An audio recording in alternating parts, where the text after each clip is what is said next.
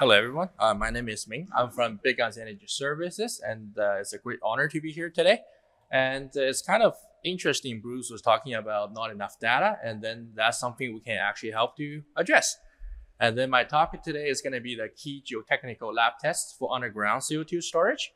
And I will break my presentation into three parts. First, I will provide a very brief introduction about what we do. And the second, I'm going to talk about the geomechanical issues during the underground CO2 storage.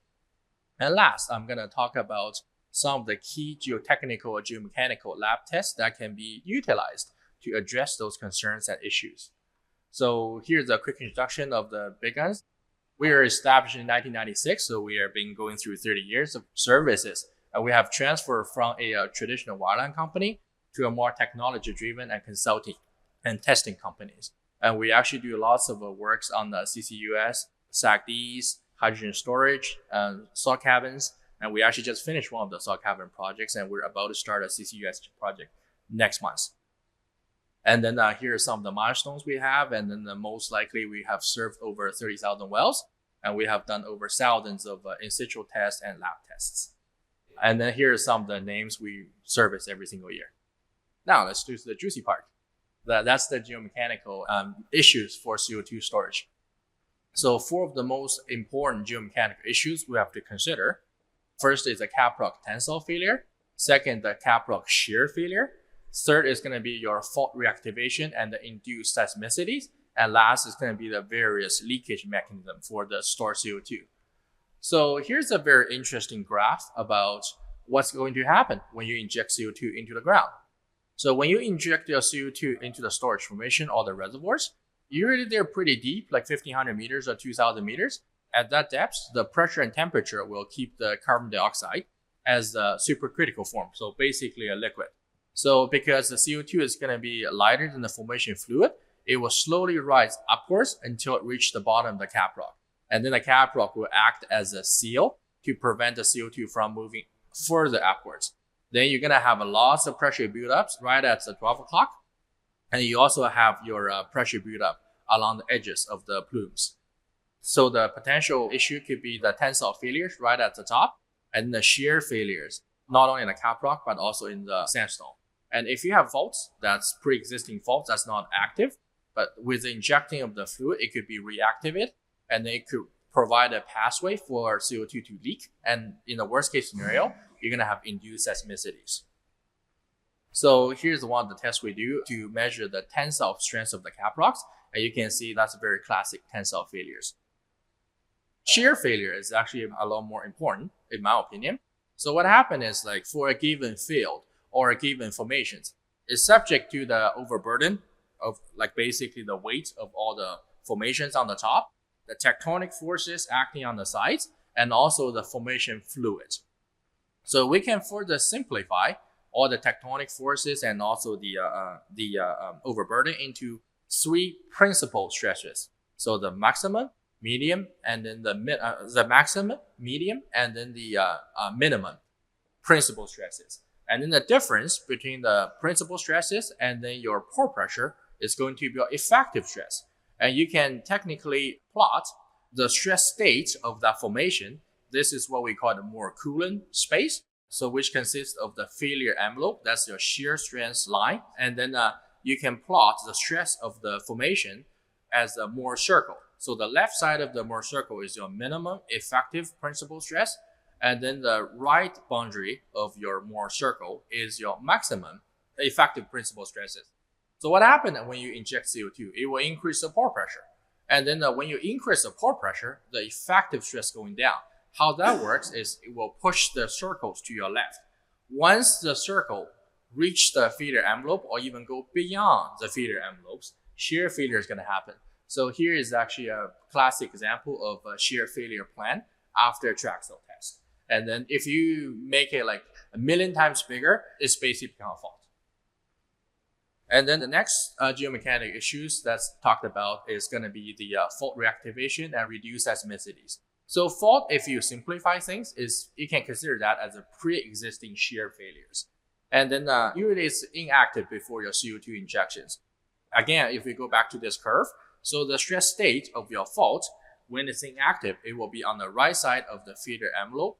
And then once you inject CO2, it will move leftwards, and then it will start to trigger and then could move again.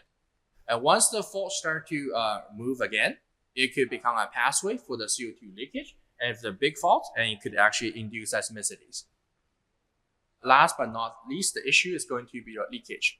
So once the CO2 plume reaches to the base of the caprock, it could leak due to different methods. First, it could leak into the caprock because the capillary pressure, because there's no CO2 in the caprock right now, and then because of the different fluids, it will have an effect called capillary effect.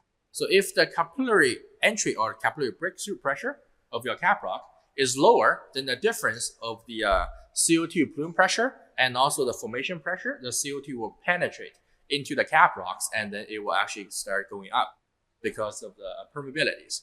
And then the second one is some of the CO2 will dissolve into the formation brine, and then it could leak through the caprock. It's basically a simplified way of saying Darcy's law, because when you have the caprock, you have the formation fluid that is lower than the reservoir pressure, because when you inject CO2, it will increase the reservoir pressure, and then the fluid will kind of flow from the high pressure end to the low pressure end. Usually the caprock will consider as impermeable in the short term, but it actually has very, very low permeability in the nano-Darcy range. And then over the storage life of the site, usually about hundreds or even thousands of years, those leaks through the permeability become more significant and need to be considered. And then the third one is when you change the stress state of the rocks, when you increase the pore pressure, the effective stress goes down, the rocks start to dilate.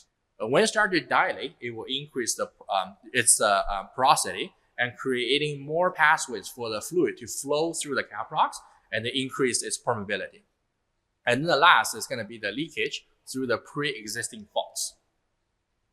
Now we can talk about some of the key geotechnical lab tests or geomechanical lab tests that can be used to address those issues. So there's 5 major ones that's very commonly used for CCUS projects. First one is the consolidated drained triaxial test at in situ temperatures.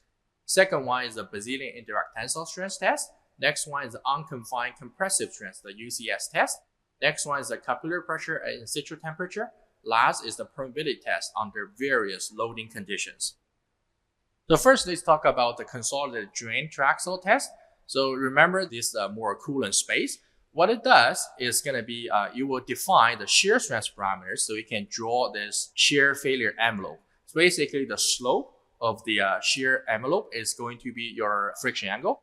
And then where this line touches the y-axis is going to be your cohesion. Then you can plot the stress state, and then you can know like whether under your injection scenarios, it's going to trigger any shear failure.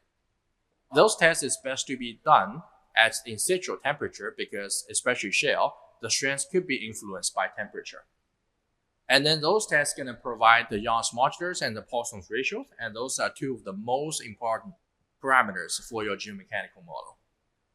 And then the next one is going to be the Brazilian indirect tensile test. Those ones basically telling the tensile strength of caprock. So if for the very real case that the injected CO2 pressure is so high, it exceeds the overburden pressure plus the tensile strength of the caprock, you're going to have the tensile failure happening at the interface. And the next is going to be the unconfined compressive strength. So those tests, you will form the lower end of the failure envelope, and then it's kind of mimic the short-term buildup, the pore pressure. So usually, like when you first inject, the pressure will spike, and then if the increase of pore pressure was so large, it is more than your in situ minimum effective stress. Or in situ stress, it will make your effective stress go to 0, so it will become an unconfined condition, and then that's become a UCS test. And those tests are also very easy and quick to run.